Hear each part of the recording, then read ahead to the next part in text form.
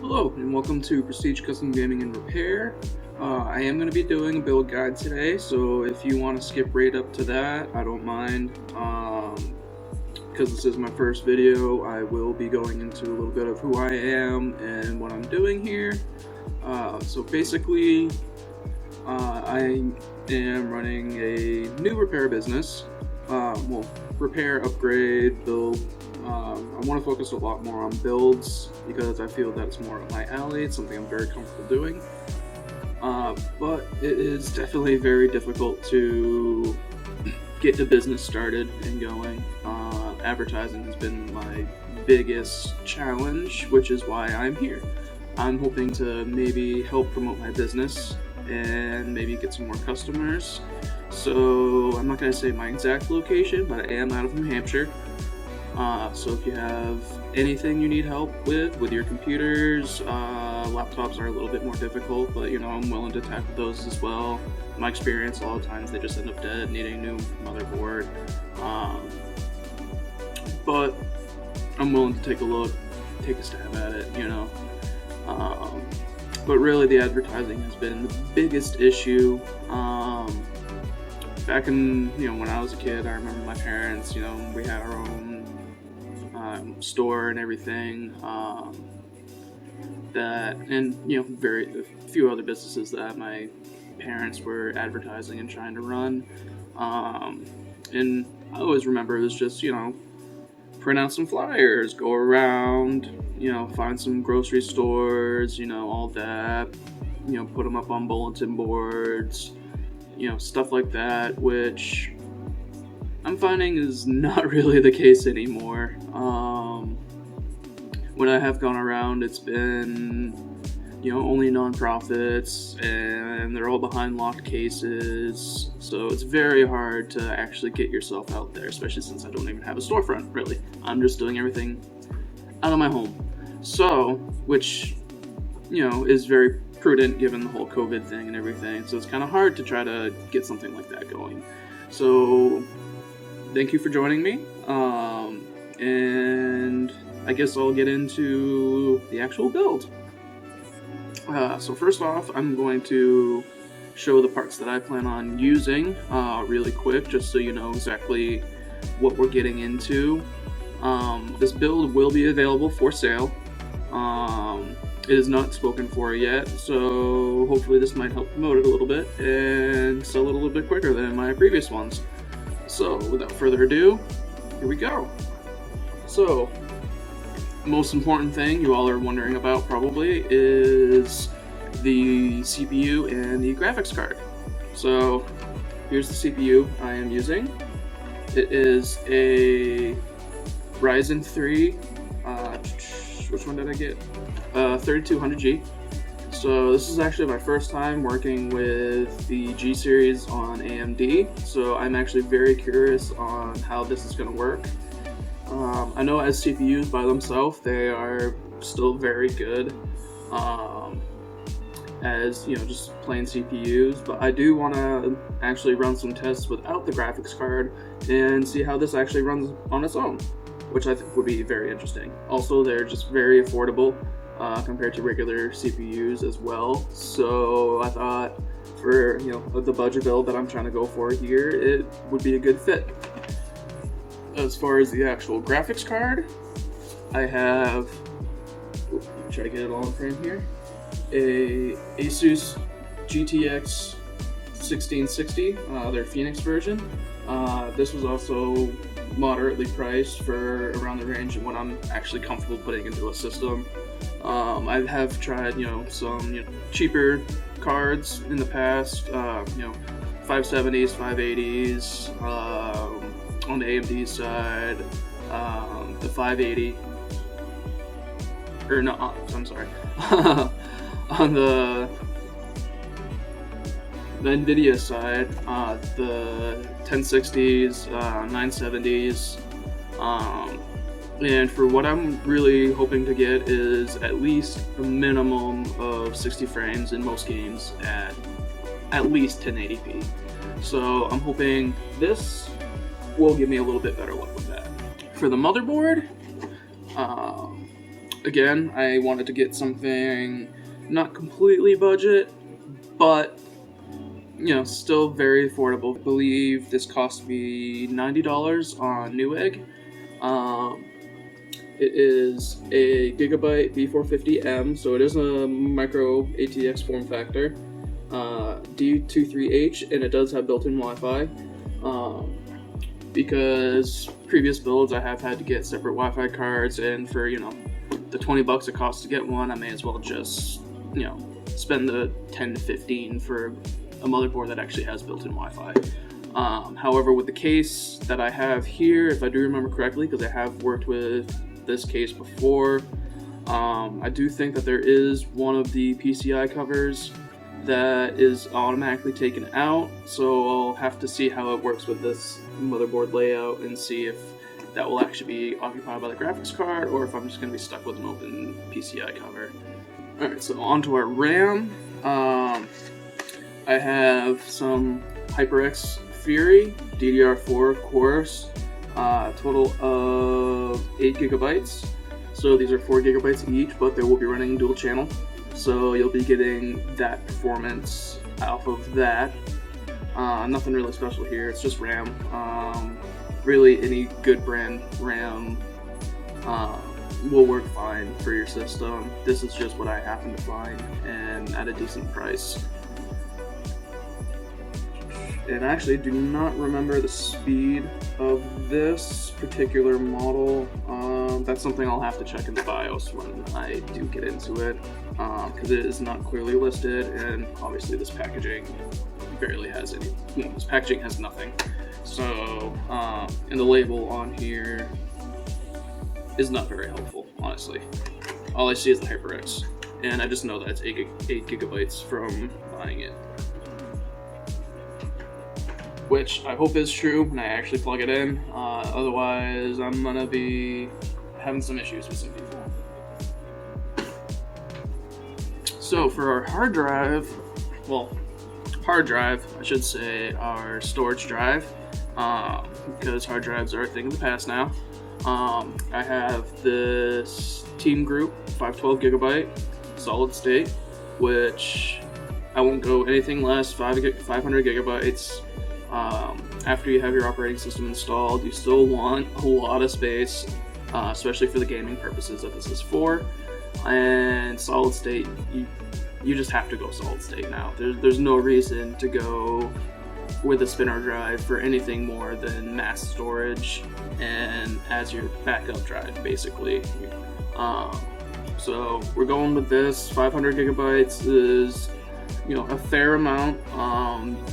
A lot of people would definitely add like a 2 terabyte spinner drive, but that's completely up to you. If you are interested in this system, I can easily grab one for you. It's just, another little expense, and I'm trying to keep this as cheap as possible. And then nothing fancy. Just picked this up from Micro Center. 550 watt power supply, power spec. It is certified. Nothing special. It's non-modular, so I'm gonna have to cable manage everything it has, but it's affordable. It's basically at the minimum wattage that I want to work with, and from what I've seen in reviews before, really, even unless you're with a power hungry graphics card and CPU, you're not going to go higher than this unless you're going into dual graphics, which is very enthusiast level at that point. And if you're doing dual graphics, then money is not an option for you, so you can easily get something better.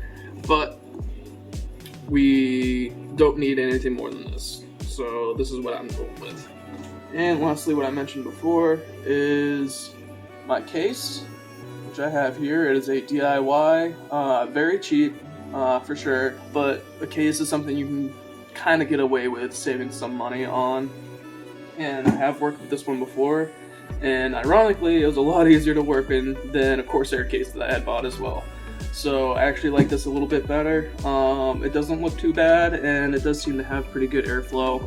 So I thought that this would be a good option for what we're building here. Alright, so now let's get into the actual build. Alright, so first off, please excuse any lighting or shadow I have going on here. I am just on my phone. Obviously, I don't have a very professional setup, and that's a lot of money to put into a YouTube channel that may or may not work out. And also, I'm just promoting my own business anyway, so hopefully this should suffice. And again, for any sound issues, all that, we're just working with what I got here. So, first thing you want to do is you want to do a sanity check. And by that, I mean make sure your stuff works before you put it into the case, because you do not want to get all the way through building your system and then press that little power button just to realize it doesn't turn on. And then you got to pull everything out to figure out exactly what went wrong and to get to the parts that may or may not be your issue. So first things first, we want to build everything outside of the case. Easiest thing is to just use the motherboard box. You're not going to have any real issues building on top of this, and it gives you a nice solid platform. You got your driver CD, which I will not be using because there's no disk drive going in the system. But I still hold on to them just in case. You never know. I do have disk drives on hand, so if anything ever does come up that I'm having issues with, I could default back to that, but you're better off just going online, finding the right drivers, yada yada yada. And then got your manual. This is actually one of the smaller manuals I've ever seen for a motherboard. Actually, it's like, I'm not even sure I would call this a manual, it's more of a pamphlet. But RTFM. Be very delicate. This is lifeblood of your entire computer. And also, if anything is wrong with this, I blame my girlfriend. She was literally kicking this inside our door when she came home the other day. But I can't really blame her. She does work for UPS, so that's what she's used to doing. Alright, so this is the motherboard, all unboxed. Looks nice and shiny, honestly. This is a pretty good looking board. I do like the look of this. When you're working with a motherboard, you want to be very careful to only pick it up by the sides, or depending on what motherboard you have, anything that is attached rigidly. So like the heat sinks here on the VRMs, that's not a bad point to pick it up. Obviously it's a little bit unbalanced, but if you just support it on the side with your other hand, that's perfectly fine. And actually that is pretty decent for what we're working with here. Pretty decent VRM cooler. Alright, so let's orient this a little bit better and get the CPU out.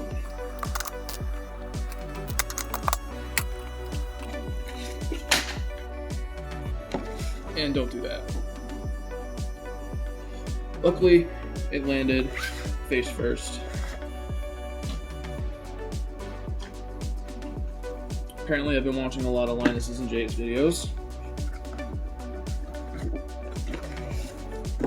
Now, we'll be using the stock cooler on this, just for money saving purposes, because Ryzen CPUs do come with a cooler, and as long as you're not planning on doing anything super heavy, you know, I'm not going to be overclocking this system, just because I want it to be user friendly for whoever ends up getting it. So the stock cooler will be perfectly fine for our purposes. And yep, they do come with thermal paste pre-applied, so I'm not going to be worrying about pasting this. Although, if I were reseating a CPU, or if I had a cooler that didn't have it pre-applied, I do have thermal paste on hand. If I can remember what drawer I've organized my stuff into. Here it is. I've got the Thermal Grizzly. I believe it's the aeronaut, pretty close to the cryonaut. Still really expensive stuff, and in my experience on my own system, it has dropped it by quite a few degrees. So I would highly recommend some of that if you're running into thermal issues, but pre-applied thermal paste is just fine. Alright, so with an AMD CPU, this is your socket right here. All you have to do, lift the tab up, and you'll see it move. I don't know how well it's showing it on screen, because it's a very slight movement. You want to make sure that is up.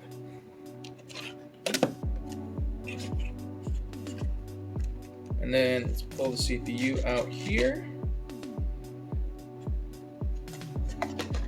Now you want to be very careful with the CPU. Because this is AMD, they have their pins on the processor. So you want to be very careful not to touch, break, bend any of these pins. And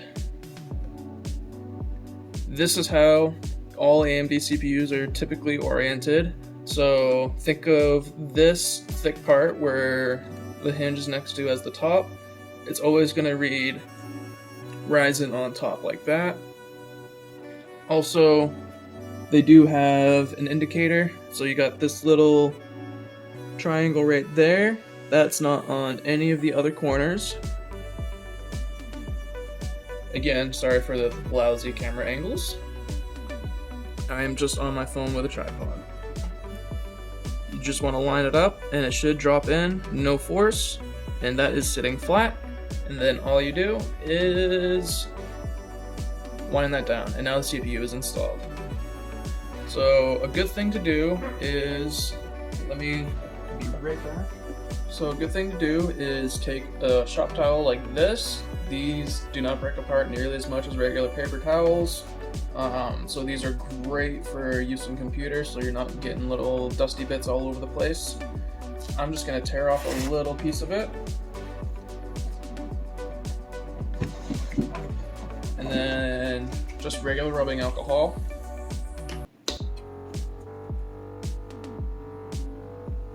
So I'm just going to give that a little wipe just to make sure there's no grease smudges or anything that will burn onto it if I leave it be. So next I'm just going to install the CPU cooler on top, and again, because it already has paste, I am not going to worry about putting any paste on the CPU. And as you'll notice, there are 4 screws on each side here that secure it in, but I got these guys in my way. So I'm gonna have to take these 2 brackets off first. These, their job is to hold in these retaining brackets for a different kind of CPU cooler. I don't have one of those on hand with me right now, but basically they're the really annoying clip-on ones that hook into the sides here, and I will not be using that.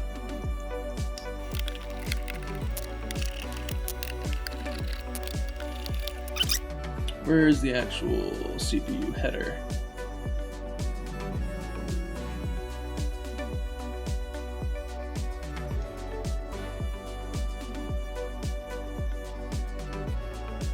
Alright, so I'm actually going to orient this in the way that it is easiest to reach the CPU fan header. So I'm going to mount this way.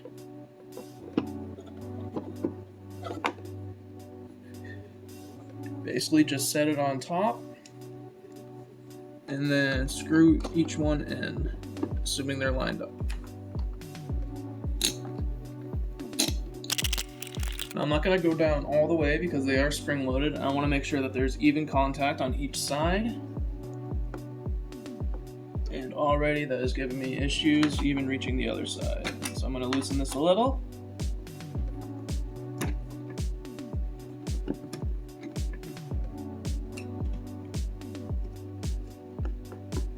And I'm just going to push that down a little bit so it actually catches the thread.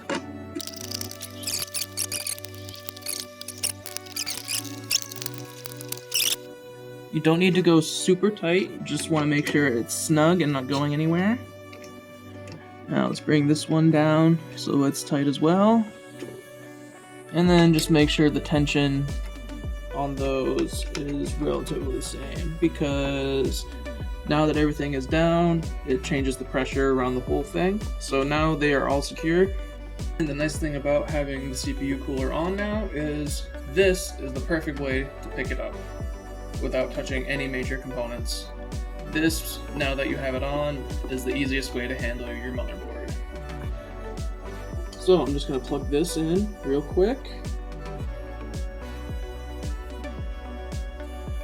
Now you want to make sure you have that tab, that'll line up with the tabs over here. And that's how you know you're putting it in straight.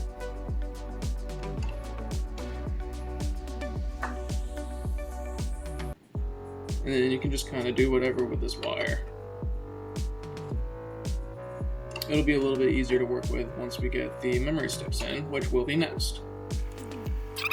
So when you're running memory, you want it to be in at least dual channel, which means running at least 2 sticks. There are some systems that I have worked on where the memory was just too close and the cooler was too bulky and I could only put 1 stick in. It's not ideal, but it's still gonna run fine. You're just better off in dual channel versus single channel. And what that means is you're gonna have a gap between your 2 memory sticks. And to know which ones you want to use, they are color coded. So you want matching colors. As you can see, it's a very slight difference. These ones are gray, these ones are black, and typically you want to use the ones that are further from the motherboard. So I'm going to be using this one and this channel. You want to make sure you have your DIMM lined up. There is a notch in the middle, so you can't go, it does matter which way you put it in. And then you just want to slide them in. That is lined up. And then you just want to push them down until you get 2 clicks. Some motherboards, only one side has the clip that actually comes out. So you'll just push that side down first until it's snug, and then make sure the other side is snug until that clicks. So then I'm just going to do the same for this one. It's my magic trash pile over there. Alright, so now, what we've all been waiting for, the graphics card. This I actually have opened up already just to take a look at it. I've not tested any of these components yet, which is why I'm doing this.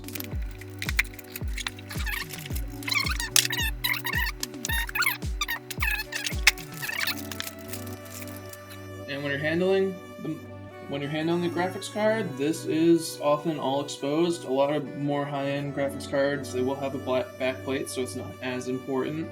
But this one has an exposed backplate, so you just want to try not to touch any of these components. And the new shroud peel. Get all that off. There we go. And with a brand new graphics card, you want to be very careful. This is covering your actual slot, so you want to make sure you don't put it in before taking that off.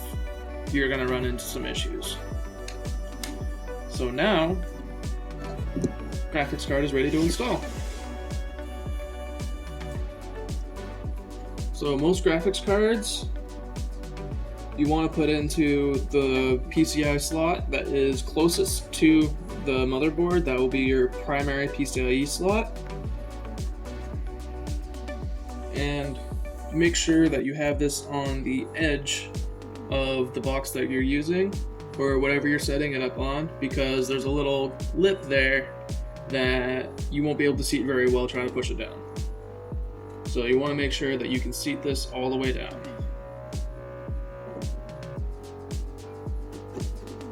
Which is as simple as that. And there is a retaining clip in here, like your memory. And you just want to make sure that did click, which it did. So now I have a graphics card installed. This isn't really necessary because there's no operating system or anything installed on it yet. And your computer will boot up just fine. You just won't have an operating system to install into, but you can verify that all of these main components are working without it.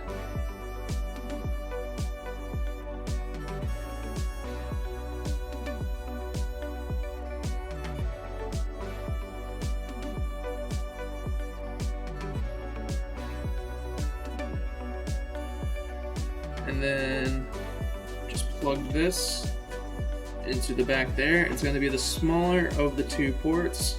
These you want to be very careful of. I have broken these before on disk drives, and obviously if it's on your hard drive, you're going to have a lot of issues trying to actually recover that data because your interface is broken. So you just want to be very careful, and this is one thing I will definitely be removing before actually putting it into the case. And for now, this can just lay wherever. It doesn't really matter.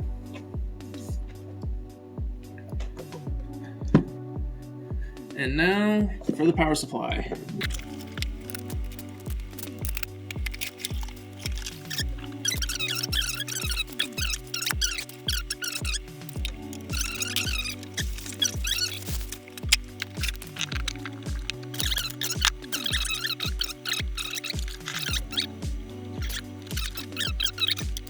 So some of these cables I may not be using.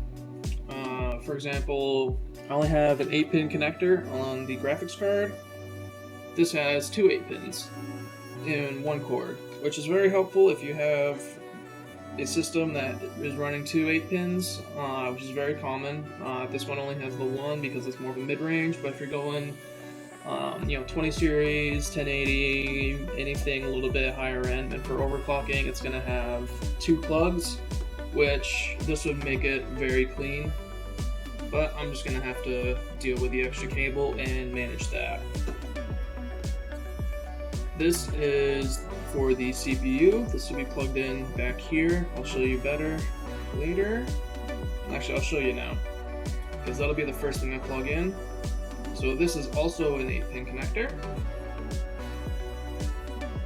So it does split up because many motherboards do have 4 pins instead of the 8 pins. One reason I like this motherboard a little bit better than other ones I have worked with, because that means if you do wish to overclock, it's a little bit better. So I'm just going to plug it into this port right here.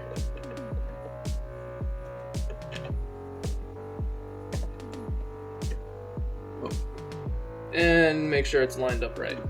So there is an orientation to it, otherwise it will not want to go in.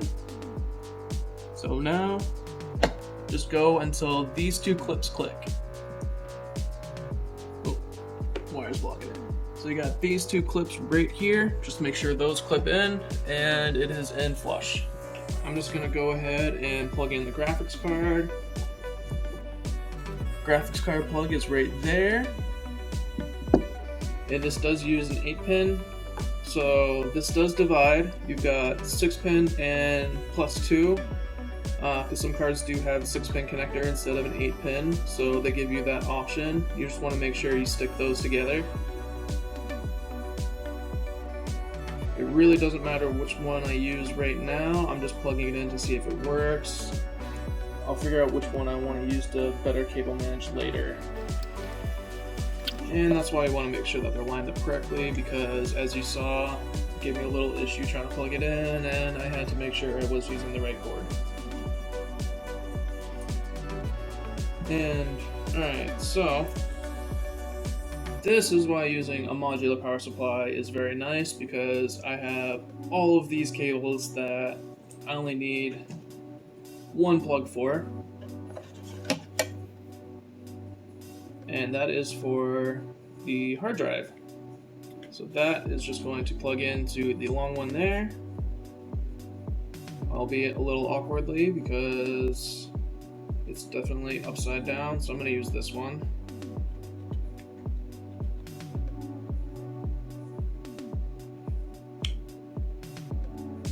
That's just a very tight fit. There we go. Don't really want to force it, but that was pretty snug. What you really don't want to do is bend it so that breaks off. So now the power supply, so now the hard drive is, or this solid state drive is plugged in. Now this is not going to be the most pretty thing to start, that's for sure, but we're just making sure everything works. And I want to divert that so that it's not hitting the fan, and that's also not touching anything. So now lastly, for our power, we've got the 24-pin connector. And then this goes into, make sure I can see what we're doing here. This goes into this big thing right here. Now sometimes these do also divide. As you can see, there is a gap right there, well, a connector right there. This one, thankfully they have it so that it's already connected, and it actually connects in pretty snugly. A lot of them that I get, they just, you know, this hangs free and I have to hold them together like that one or that one. But this is nice because really all motherboards nowadays are all 24-pin. Let me use two hands.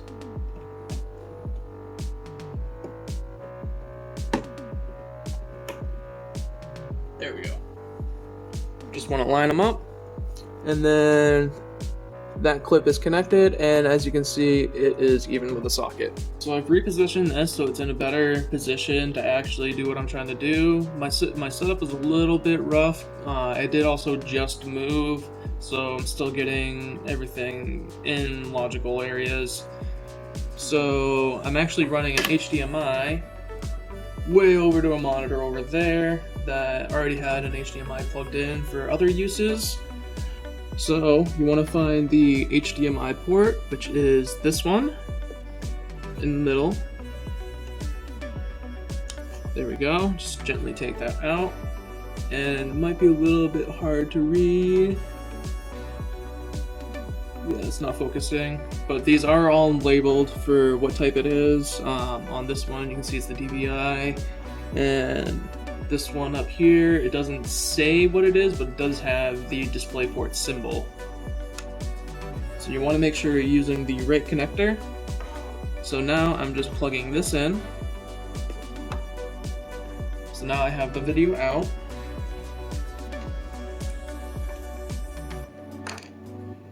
And again, I'm doing this this way because I am testing the graphics card, as I have not powered any of this on before.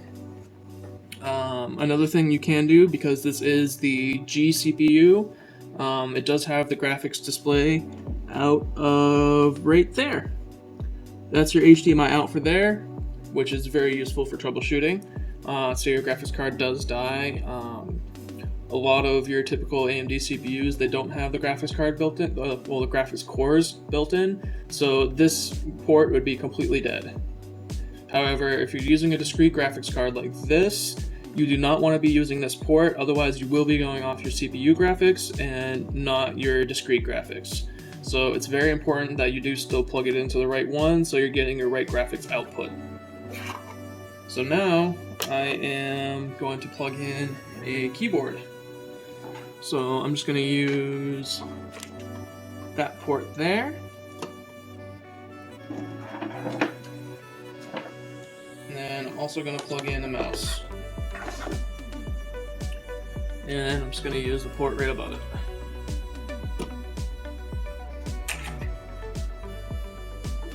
Alright, so now we basically have a computer built. Outside the box, of course. This is what we would call a test bench. So now that I have all of that squared away, I'm gonna plug in the power.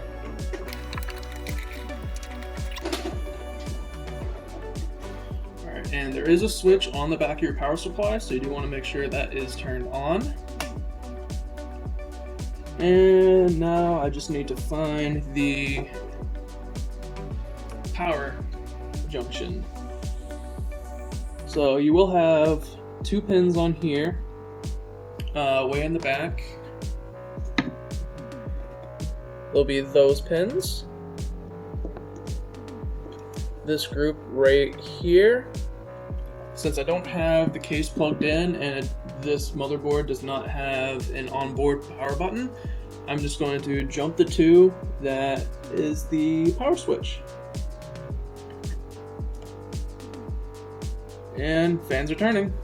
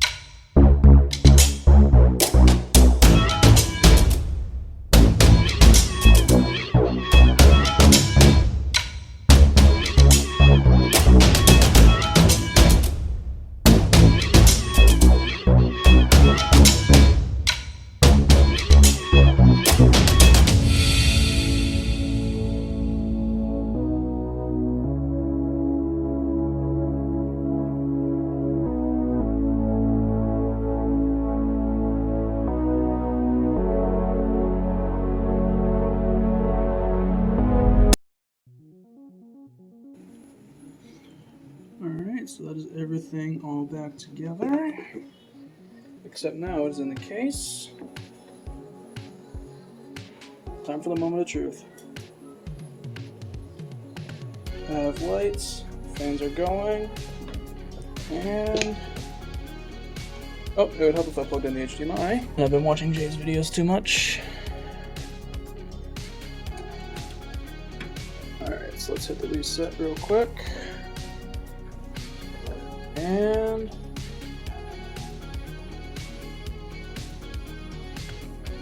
there we go. We're back to where we were before.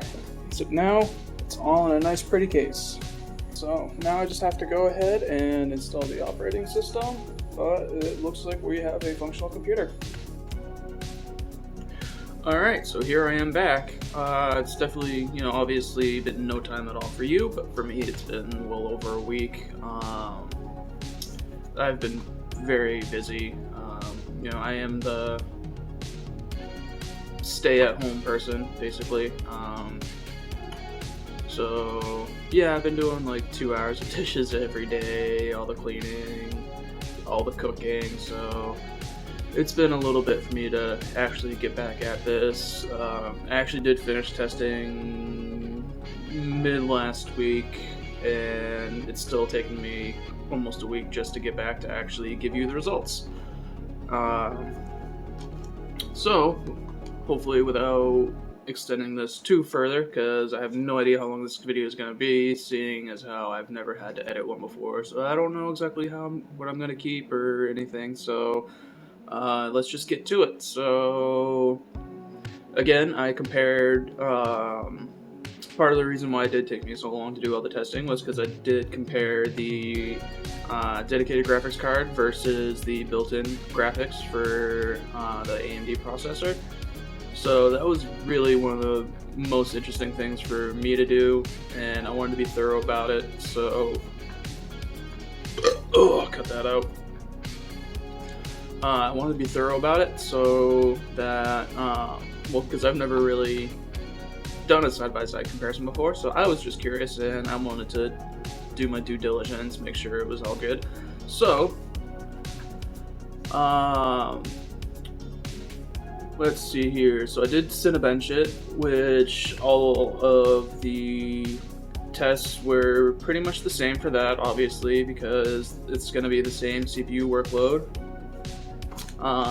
And that's not really going to hit the graphics all that much, but I was just curious because I like to have that metric for if I'm comparing it to other games. Or other systems, not games. But just for reference, I did do an R15, which does have a quick graphics test at the beginning.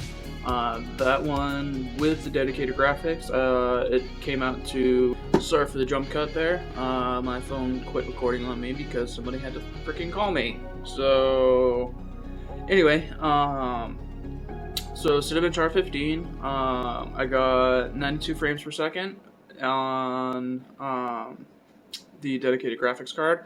And then when I switched over to the integrated graphics, it went down to 62. If you go from the integrated graphics to the dedicated graphics, it's a 50% increase. It's about 2/3, well, 1/3 decrease if you go from the dedicated to the integrated graphics. So yeah, it definitely made a bit of a difference. I did do a Blender test as well. Let's see here, I did the full suite. Actually, I should have actually added everything up here beforehand. So basically with the Blender test, it came out to around 40-45 minutes total to run the whole suite on the dedicated graphics, so the 1660. Which is, you know, actually my first time running that test, so I don't know how good or bad that may be, but compared to the integrated graphics, it was a lot better.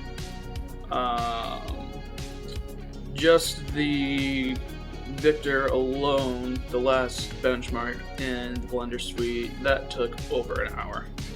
So everything else combined, combined, it took me like 3 hours just running that one benchmark, making sure it didn't, you know, sleep out on me or anything either, because it'll stop the benchmark but still keep the time. So that took quite a while. That was the longest benchmark of all of them, and again, that is a big difference.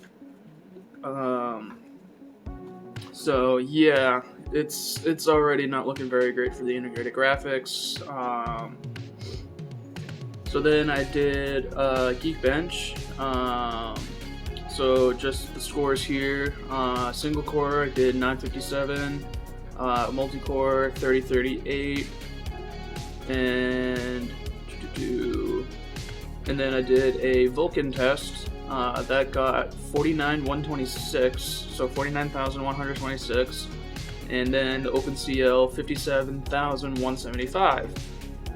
So those look like pretty decent numbers. Again, these are benchmarks I haven't really worked with a whole lot before, so I don't have any major comparison, but comparing it to the integrated graphics, it definitely was a lot different. So the CPU processing, again, single core, 967 multi-core 3150. So those ones were actually slightly higher, but that is attributed to just margin of error. Basically, these tests don't run perfectly exactly the same time. Sometimes there's weird, odd background processes going on. So that's within margin of error. So I still see that as an equal test. However, for the graphics side of the Geekbench, the Vulkan test did 11,175, which again compared to the other one with the dedicated graphics, that was 49,126. So big difference. And then the OpenCL was 11,407, which is definitely a far cry from the 57,175 of the dedicated graphics. So again, big difference. And then following in Jay's steps, I did do a Heaven benchmark because it's just a good benchmark, honestly. I know a lot of people don't like it, but hey, it's a benchmark, and as long as you're comparing things on the same thing, you know how they rate against each other. And it's a very light program and easy to run, so I used it. Sue me. Talking to you, Jay. So anyway, on the Heaven benchmark, I did it with DX11.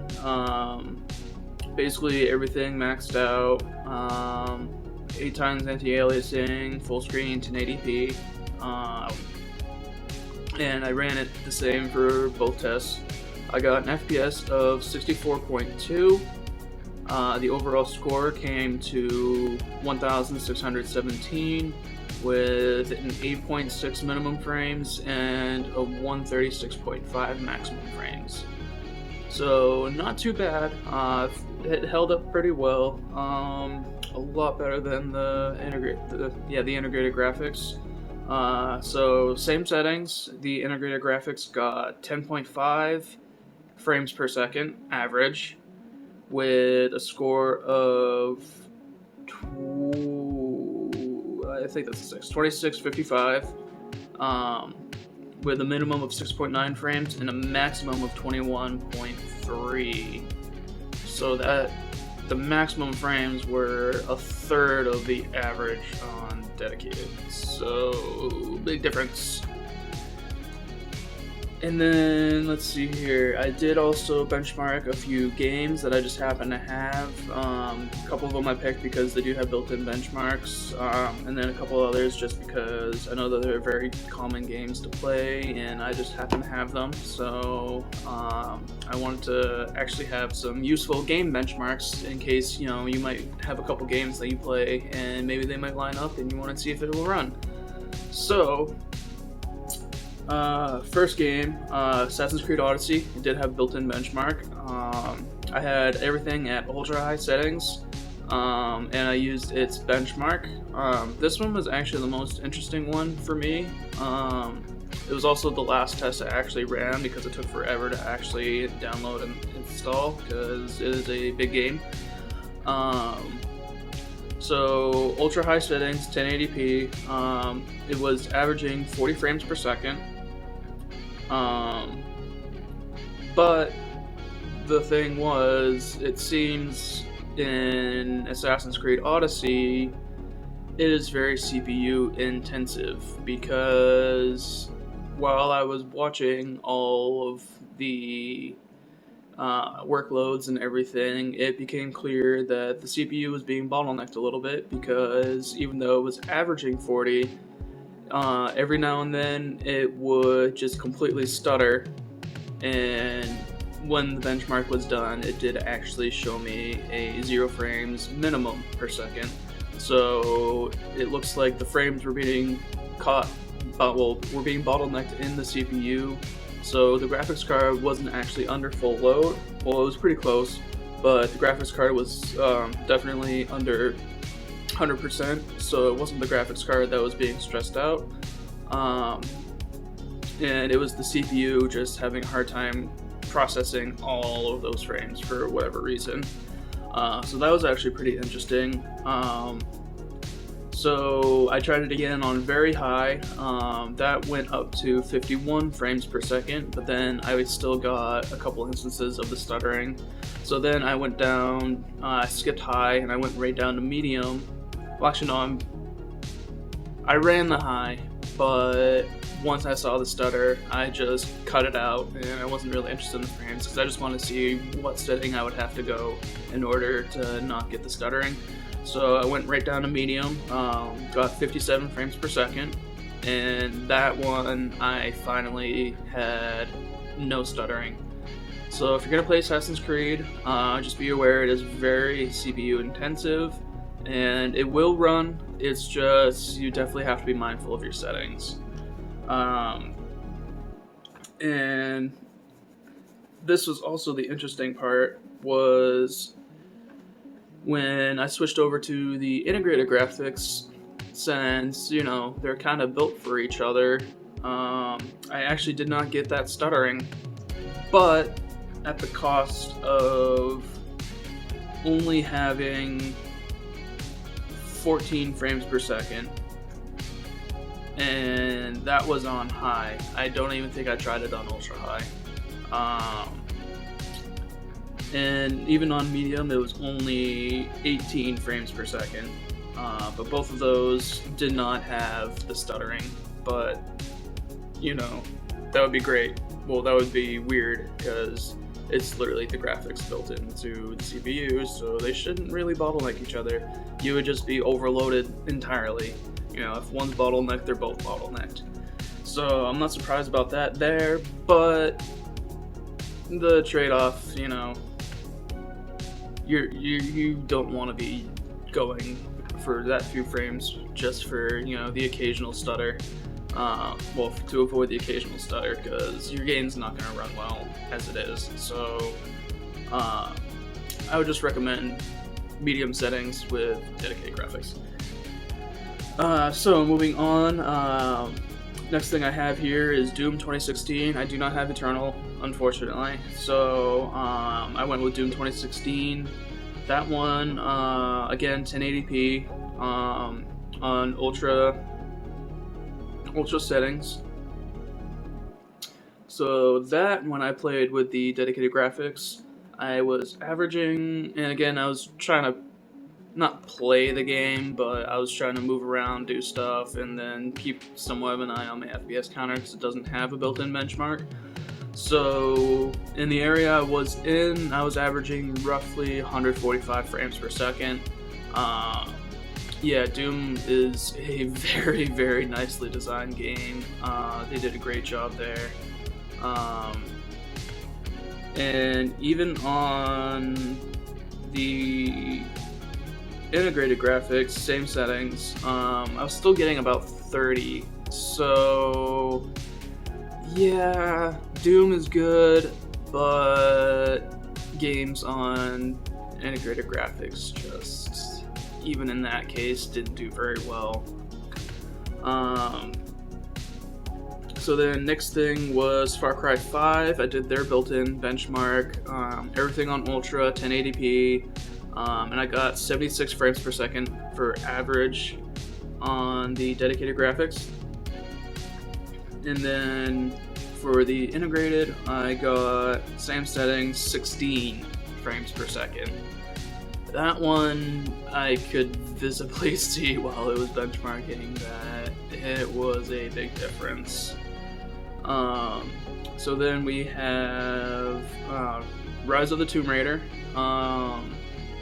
So that one I did 1080p, very high, DX11.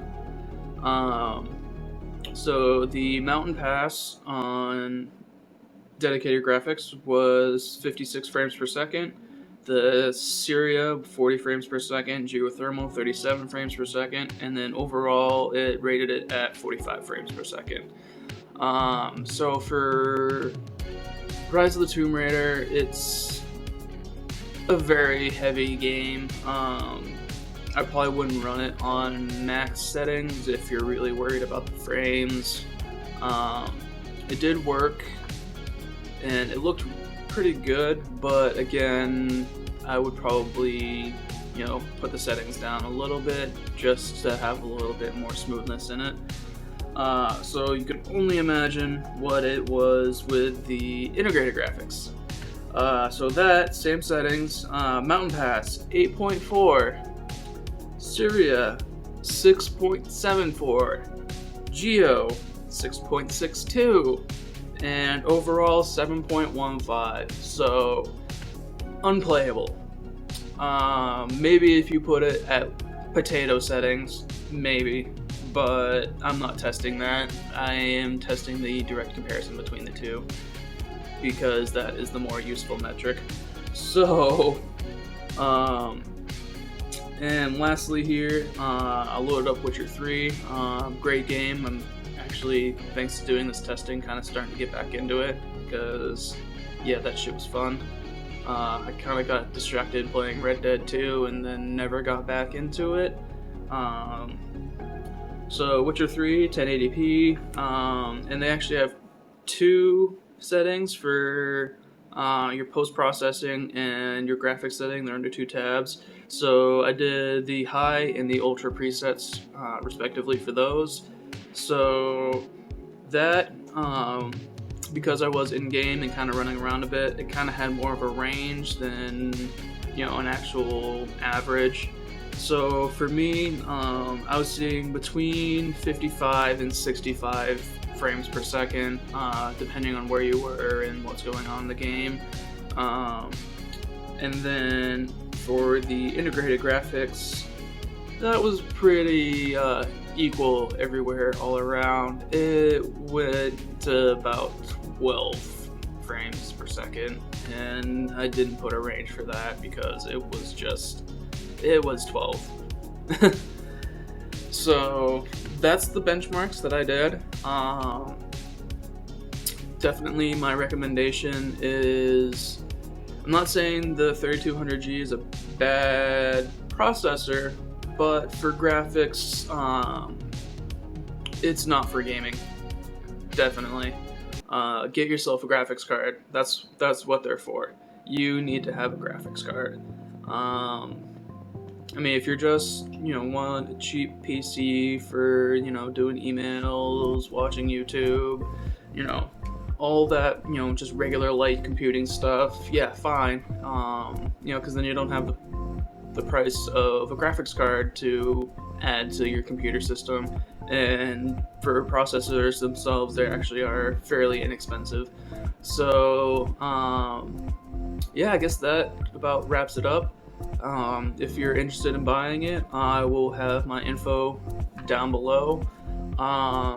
And thanks for watching with me. Hopefully this wasn't too long. I'll try to keep it short in the editing. Bye.